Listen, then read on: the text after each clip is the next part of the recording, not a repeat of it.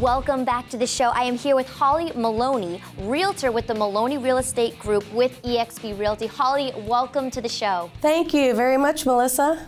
Glad to be here.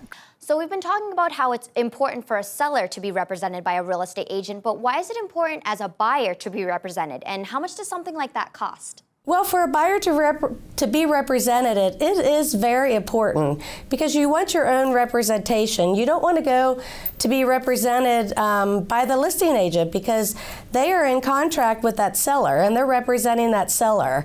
It's very important to have your own representation because you don't want to overpay for a property. You want to make sure that somebody is looking out for your best interests, and it is actually free to be represented.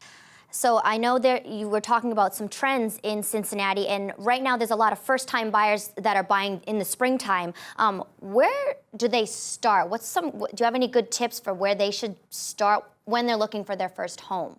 Yeah, what a first-time home buyer. I work with a lot of first-time home buyers here in Cincinnati, and it's a great idea to contact a real estate agent if you have any questions to get the whole process started. So you want to contact that agent.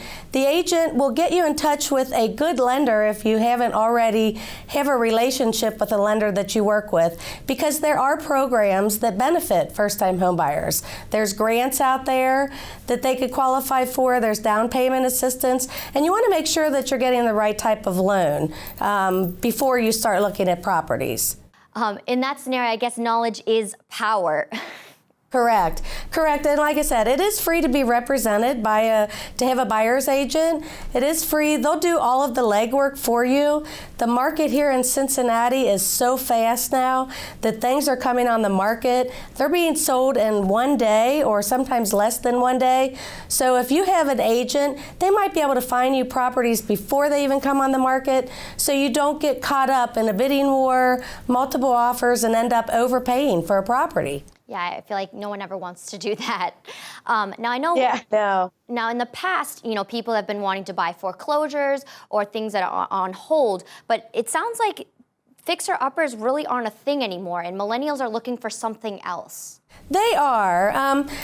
And they are still a thing, but they're harder to come by a short sale or a foreclosure. So it's harder to buy that. A lot of lenders will not lend on that house if there's too much wrong with it. So what the trend I'm seeing is a lot of millennials are liking the houses after the contractors fix them up and they flip them and they're move-in ready. So basically they can tweet and Instagram and then just call it a day. They don't even have to paint a room anymore. Well, thank you, Holly, for taking time with us today. Good luck, and we'll talk to you soon. All right, thank you so much. Thank you so much for tuning into the show. We'll be right back.